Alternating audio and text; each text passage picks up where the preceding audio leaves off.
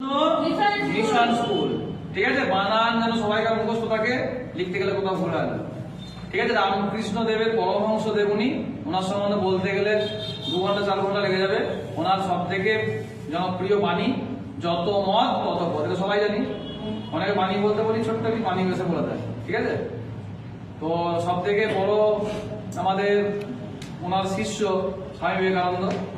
তো উনি পড়াশোনা নিয়ে এডুকেশন নিয়ে অনেক বাণী দিয়েছে, সেগুলো আস্তে আস্তে আমরা লিখিয়ে দেবো কালচারাল ক্লাসে, ঠিক আছে।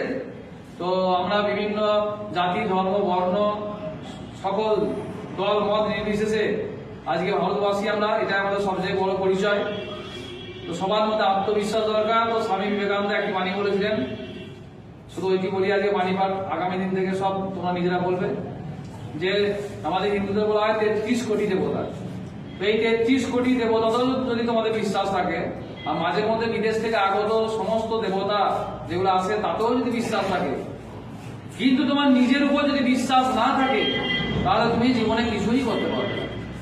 তো যে যেমন গুরু পীর ঠাকুর দেবতা মানি, ঈশ্বর আল্লাহ যে যা মানি সব মানবো, এবং বাবা মাকে প্রত্যেকদিন সকালে উঠে প্রণাম করবো। এটা একটা বিরাট বড় আশীর্বাদ আমাদের রামকৃষ্ণ মিশনে, এটা শেখানো হয়। অবশ্যই করতে পারলে খুবই ভালো, নাহলে শ্রদ্ধা ভক্তি রেখে নিজের পড়াশোনাটাই হচ্ছে মূল সাধনা। আমাদের সিদ্ধি লাভ করতে হবে পড়াশোনাতে।